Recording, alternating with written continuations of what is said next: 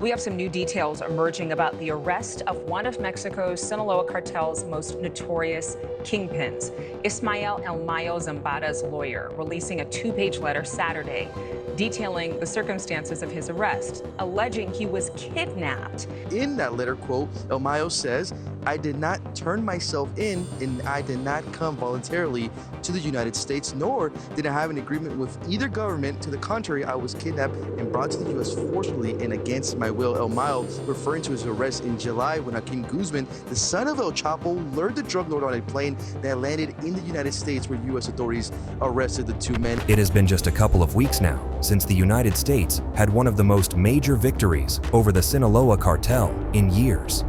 A detailed and lengthy secret operation proved successful when Texas agents managed to capture and apprehend two of the most infamous and powerful drug kingpins. One of those men was Ishamel El Mayo Zambada, and the other was the son of former drug lord El Chapo, Joaquin Guzman Lopez. We are just now learning more about the shocking events that led up to this capture, and these insane details are coming directly from El Mayo himself. In late July of 2024, the news quickly spread across the United States and surrounding nations that the authorities' latest attempt at thwarting the Sinaloa cartel had proven successful.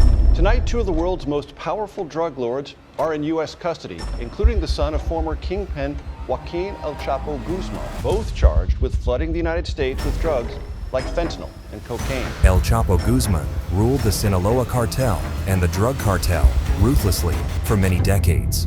He was responsible for the influx of many hardcore, deadly drugs that made their way into the United States, including cocaine and fentanyl. As a result of these drugs, many people became addicted, overdosed, and lost their lives. This drug crisis continues to this day. El Chapo slipped from the fingers of law enforcement time and time again throughout the years, all while remaining public enemy number one. Under El Chapo's leadership, the Sinaloa cartel engaged in extreme violence and corruption to maintain its power. This included bribing officials, assassinating rivals, and engaging in brutal turf wars with other cartels. He was first captured in Guatemala in 1993 and extradited to Mexico, where he was sentenced to 20 years in prison. In 2001, he escaped from a maximum security prison in a laundry cart, reportedly with the help of bribed guards. After 13 years on the run, Guzman was recaptured in 2014. However, in 2015, he escaped again, this time through a sophisticated tunnel dug under his cell. This escape was viewed as a major embarrassment and failure on behalf of the Mexican government because so many had worked so hard to bring him into custody, and for him to escape yet again was beyond shocking and disappointing. Once again, the search to capture him was on. Finally, El Chapo was recaptured in January 2016 after a dramatic shootout with Mexican Marines. In 2017, he was extradited to the United States to face a slew of different charges. After a lengthy trial that went on for several months, El Chapo was convicted on 10 different counts, including drug trafficking, money laundering, and involvement in a criminal enterprise. He was sentenced to life in prison plus 30 years, even though El Chapo remains locked up at a maximum security prison in Colorado. The Sinaloa cartel has hardly slowed down. Upon his capture, his four sons, known as the Chapitos, have taken over. These four young men, like their father, are absolutely ruthless. They are infamous for the brutal way they deal with their rivals and have been known to kidnap, torture, and even feed their victims alive to tigers. After arresting one of the Chapitos, Ovidio Guzman Lopez, in a dramatic takedown in January of 2023, United States officials have been in hot pursuit of the remaining three. Now, as a result of the latest operation, a second of El Chapo's sons is now behind bars in U.S. custody. Also arrested Thursday alongside Mr. Zambada was the son of the notorious El Chapo Guzman, Joaquin Guzman Lopez. American prosecutors say the Sinaloa cartel is the biggest supplier of drugs to the United States. U.S. Attorney General Merrick Garland spoke earlier about the cartel leaders' arrests, saying they were responsible for America's fentanyl epidemic. When the news first broke of El Mayo and Joaquin Guzman's arrests, there was only limited information released about how they were captured. There was only one image published by the authorities of El Mayo sitting inside of a private plane that he was supposedly lured onto. This media reports that Mr. Zambada, who you see here in this photo taken Thursday and obtained by our US partner CBS News, was tricked by a high-ranking cartel member into boarding a plane that he thought was going to southern Mexico. The plane instead flew to El Paso, Texas, where he and Mr. Lopez were arrested when they landed. Later on, rumors began swirling that it was actually Joaquin Guzman Lopez, who El Mayo was very close to and trusted, who was actually working with US authorities and committed the ultimate betrayal by coaxing him onto that plane. 3 law enforcement officials tell NBC News investigators believe Guzman Lopez may have fooled El Mayo into getting on the plane, possibly under the impression Guzman Lopez would get more favorable treatment from authorities. El Mayo is one of the DEA's most wanted fugitives, accused of funneling huge quantities of fentanyl and other drugs to U.S. streets. There were an estimated 108,000 drug overdose deaths in the U.S. last year. Of course, if Joaquin Guzman really was hoping to make some sort of deal with the authorities, it was not enough to save himself, since he too was arrested as part of the operation. El Mayo and Guzman Lopez join a growing list of Sinaloa cartel leaders and associates who the Justice Department is holding accountable in the United States. In the days following their capture, both El Mayo and Joaquin Guzman entered not guilty pleas after getting hit with a slew of charges, including drug trafficking and money laundering. They are both still in custody. So, despite the brief answers the United States government has provided about the events that led up to the capture of both of these drug kingpins, there are still many questions that remain. The Mexican government, who claims they were not told about the US plan to take these men down, have been demanding some answers. After all, we know that El Mayo has been carefully avoiding law enforcement for decades. He's managed to keep a very low profile and has taken very few risks and has made it clear that his #1 fear has always been imprisonment, especially at the hands of US officials. So the fact that he fell for this trick seems somewhat unbelievable. And then there is Joaquin Guzman, who has obviously learned from his father.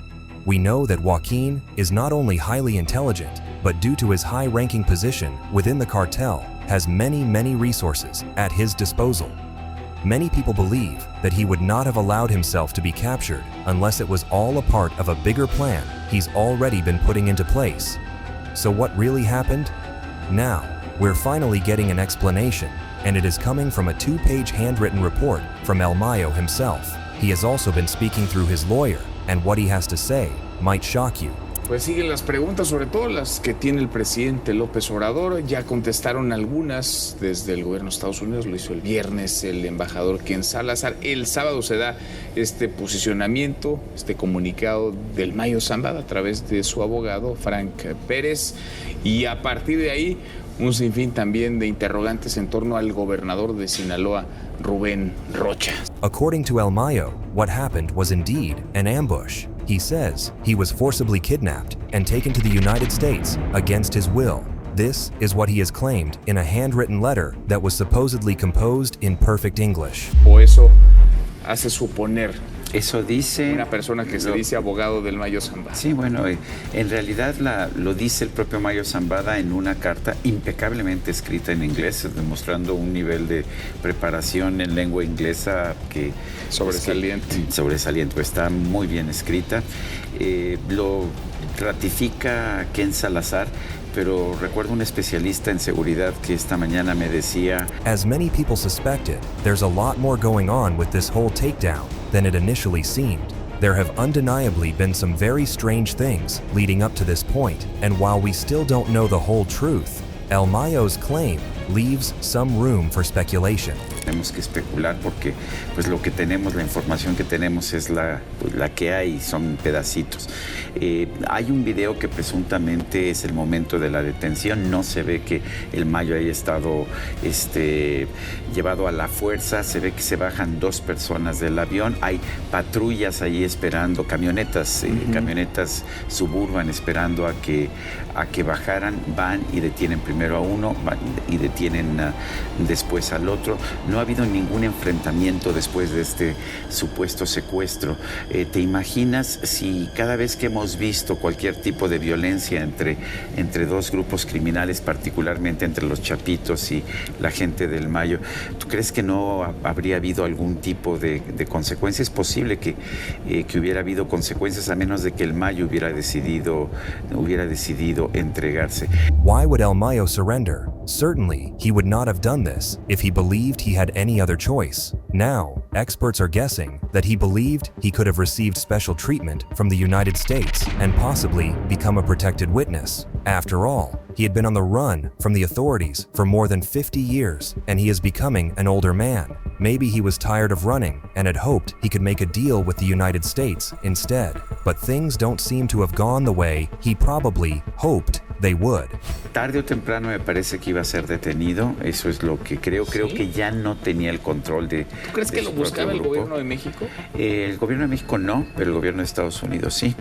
Había una recompensa de $15 millones. O sea, si realmente lo llevó a fuerzas o por engaños Joaquín Guzmán López, pues en realidad debería ser merecedor de esa recompensa de $15 millones. Se la ganó, y según la relatoría, digamos, la verdad del Mayo Zambada fue con un engaño. ¿Tú qué piensas? Is what El Mayo is suggesting the truth? Has this statement even been proven to have come from him? Those are questions that still remain, and until we hear a statement straight from El Mayo's mouth, it is hard not to question these allegations. El Mayo's next trial date will be on September 9th. At that point, it is believed that he will then be seen publicly for the first time since his capture and arrest at the end of July. Tendrá que haber un juicio, a ver, lo decíamos cuando se produjeron estos hechos. O sea, ¿tú crees que esta es una gran no es del Mayo? No, puede ser que sea del Mayo, no. Yo creo que esta es una gran operación de inteligencia estadounidense que termina con la detención del Mayo y del Chapito ahí en Nuevo México, en el aeropuerto muy pequeñito, por cierto, de Santa Teresa. Y como toda operación de inteligencia, por definición, es escondida. Tú no sabes los detalles de cómo llegaron a Osama Bin Laden, o no sabes todos los detalles de lo que hubo de la persecución de Pablo Escobar o de muchos otros casos. So why hasn't the United States chosen to reveal more information about how they managed to capture not only El Mayo, but Joaquin Lopez Guzman as well? This entire thing has been kept very secretive, and for good reason. There are operations that are still ongoing as U.S. authorities work to continue to dismantle the Sinaloa cartel. No los van a decir porque la secrecía es la condición para poder seguir operando en esas cosas. Hay muchos datos que son difíciles de explicar. Uno de ellos es de fuentes oficiales. Me decían, a ver, el círculo de seguridad del Mayo Zambada era mínimo de 20 personas. ¿Por qué va con 4 personas a una cita solamente extraña? Entran dos. Y solamente entran 2. Está bien, uno es el comandante de la Policía Judicial, pero es muy extraño, ¿no? Voy a poner un símil.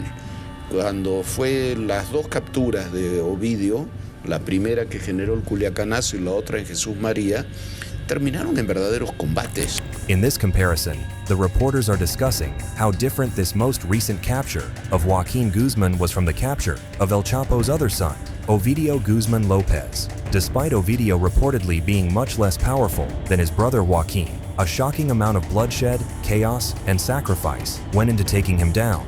In fact, it actually took 2 separate attempts to capture him for good. The first time that Ovidio was captured was by Mexican authorities back in 2019, and it was a complete and utter debacle that followed. At the time, Mexican authorities had underestimated not only the power of the Sinaloa cartel, but how fiercely they would retaliate when their leader was brought into custody. In the hours following Ovidio's capture, murder and bloodshed filled the streets as the cartel demanded for Ovidio's return. The descent into chaos played out on social media. A phalanx of Mexican security forces deployed to a neighborhood controlled by the powerful, locally based drug cartel and capture their target. Ovidio Guzman Lopez, who now runs the family business built by his father, known as El Chapo, Mexico's most infamous drug lord, now in a U.S. prison. The government was not prepared for this kind of retaliation. They must not have anticipated that the Sinaloa cartel would be so determined to punish the city as a result of Ovidio's capture. But then the cartel called in the cavalry. With music blaring and phones filming, gunmen with machine guns and rocket-propelled grenades raced to the rescue. They deployed a .50 caliber machine gun that's so heavy it's attached to the back of a truck. And the mayhem began. For more than 4 hours, cartel militia members and Mexican soldiers fought in the streets and paralyzed Culiacan. Terror filled the streets, and people ran for their lives. They knew that if they stayed behind in their homes, they would likely be brutally massacred. For residents, it was absolutely terrifying. They fled for their lives, this woman carrying her baby in her arms. And on a nearby road, a father shields his daughter. Daddy, can we get up? She asks. No, mi amor. No, my love, he says. This level of violence is stunning, even in a country known for violence, and it's never happened in this city. The reaction to Ovidio's arrest was unlike anything that Sinaloa had seen before. Things had never been this bad before, not even when El Chapo was still around and running things. While the cartel had always been carrying out violence behind the scenes, it had never been in such a public, brazen way before. There was nothing that the Mexican government could do at this point besides give in and give the cartel what they wanted, which was eventually Ovidio's release. It was either that or sit back and continue to watch as innocent citizens were brutally murdered. And as residents searched for safety and the gun battles mounted, the cartel took soldiers hostage. And that's when the government released the kingpin they'd captured, having achieved nothing except for the death of 8 people. Today, Mexican President Andrés Manuel López Obrador defended the decision to retreat. Ovidio's release from captivity after all of that work to take him down was seen as a great embarrassment for the Mexican government. Nevertheless, it was one that the Mexican president defended, saying that the capture of one cartel member could not be viewed as the same level of importance as the lives of innocent people. For several more years, both the Mexican and the U.S. government would work together to bring down Ovidio, but for good this time. They were ultimately successful in January of 2023 when he was finally captured and brought back to the United States, where he currently remains. So considering how they have behaved in the past, it seems quite strange that the Sinaloa cartel does not seem to have had a very extreme reaction to not just one, but 2 of their most powerful and infamous leaders recently being taken into custody. Their lack of response only continues to suggest that what has been going on is much more complicated than it appears, and that there is still a lot that the public doesn't know. Sí, Ovidio es un narcotraficante de mucho menor nivel de lo que era el Mayo Zambada. Me parece que hay algo más que no lo conocemos, yo no lo conozco, creo que ninguno de nosotros lo conoce al detalle de lo que sucedió, pero la explicación de cómo se da la detención tiene muchos matices que no coinciden. What we know from what El Mayo released in his August 10th statement is that on the day he was captured, July 25th of 2024, he supposedly believed he was on his way to go speak with a political leader. The meeting had apparently been arranged, as was previously suspected, by Joaquin Guzman Lopez. But it is what El Mayo claims happened next that is especially shocking. He has now revealed that upon reaching his destination, he was led into a room and knocked down. He says that a hood was then placed over his head so that he could not see where he was being taken. He was put in handcuffs and led away to a pickup truck. That pickup truck then led him to a private American plane that he was forced to board. The plane took him back to the United States, where he was greeted by the FBI and immediately taken into custody. Jorge, is El Mayo speaking out? Yes, Adrian, this is a first statement that we're getting from Mayo describing what happened on July 25th. And since that sting operation, it still remains unclear how this operation was conducted. Mexican authorities had no idea this was being carried out on Mexican soil. But now El Mayo Zambada releasing a letter to his lawyer detailing what happened, saying that he was allegedly kidnapped by Joaquin Guzman, one of the sons of El Chapo. This is a major development coming from El Mayo himself. It is especially shocking because it confirms what was already alleged. which is that El Mayo was betrayed by the son of his former partner in crime and his closest ally. Considering the history that Joaquin Guzman and El Mayo have had, it is very unlikely that El Mayo would have ever seen this coming. His revelation doesn't stop there. The former drug kingpin has more information that he wants the world to know. This includes the fact that he supposedly had no knowledge whatsoever that he was about to be kidnapped, and that everything that has happened has been entirely against his will. In that letter, quote, El Mayo says, I did not turn myself in and I did not come voluntarily to the United States, nor did I have an agreement with either government. To the contrary, I was kidnapped and brought to the U.S. forcefully and against my will. El Mayo referring to his arrest in July when Joaquin Guzman, the son of El Chapo, lured the drug lord on a plane that landed in the United States, where U.S. authorities arrested the two men. El Mayo seems to be blaming this entire turn of events on Joaquin Guzman, even suggesting that it was Joaquin who was responsible for his kidnapping. He went a step further, detailing how the son of the former drug lord carefully laid out the trap that would eventually lead him to United States custody. In the letter, El Mayo says that he was asked by Joaquin Guzman to attend a meeting between local politicians in the Mexican state of Sinaloa that also included the governor of Sinaloa, Ruben Rocha Moya. According to El Mayo, he says he was led into a dark room. He was ambushed by a group of men, knocking him to the ground. He was handcuffed, a hood was placed over his head, and then he was forced into a pickup truck that was headed to an airstrip. Later, El Mayo explained that when he arrived at the meeting that had been set up for him, he initially had no reason to suspect that he was about to be ambushed. He said that he arrived at the event center at around 11 in the morning. At the time, he noticed that there were a lot of armed men wearing green. He believed that those men were there to protect Joaquin Guzman and his brothers, and didn't think anything was suspicious at first. He said that he was led into a room that had a table filled with fruit. It was then that he laid eyes on Joaquin Guzman for the first time. He trusted Joaquin, who he acknowledged he had known ever since he was a child, and fully trusted. El Mayo says Joaquin then gestured for him to follow him, which he did without any hesitation. It was then that he was led into the dark room where the ambush supposedly occurred.